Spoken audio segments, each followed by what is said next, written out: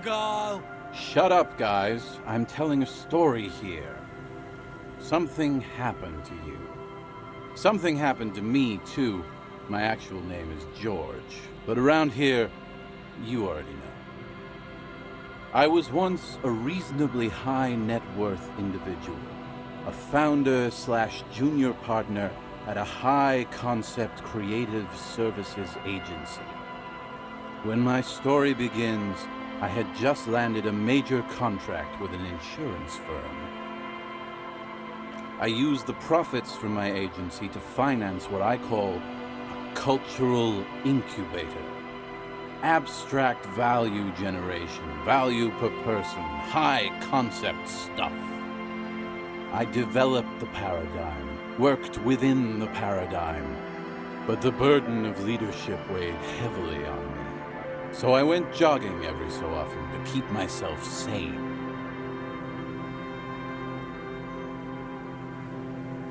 "22 full-time employees, an all-star team, a potentially historical set of individuals.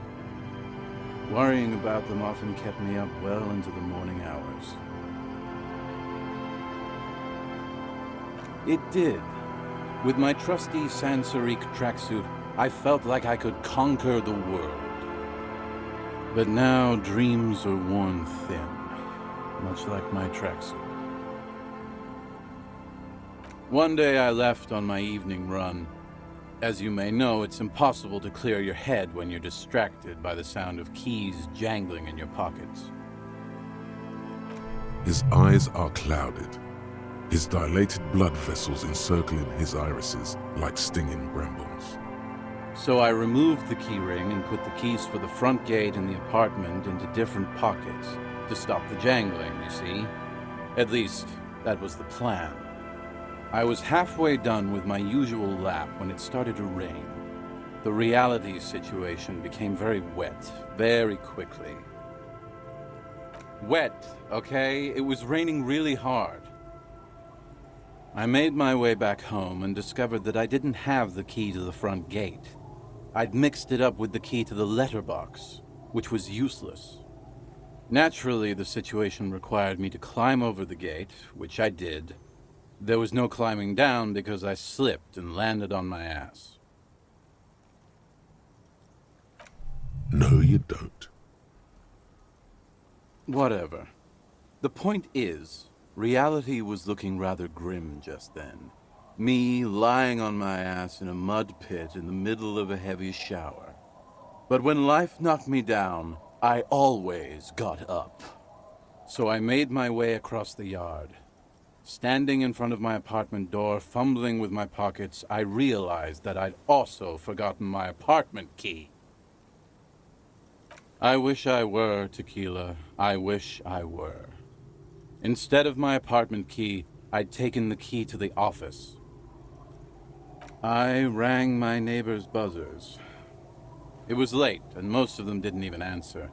Those who did assumed I was trying to sell them something and hung up before I could even explain the situation. People are naturally wary of ad men, you see. One moment someone chats you up, 5 minutes later you've bought a box of edible lingerie and a strap-on. I don't begrudge them, especially since I was known to be one of the best. Heavy is the head that wears the crown. Just then, I experienced a moment of clarity. I still had the key to my office. I could wait out the storm there. But when I reached my office, I remembered that I'd asked one of my producers to change the locks that day. And since I hired only the best, he'd already done it, and I couldn't get in. Anyway, long story short, life spiraled out of control.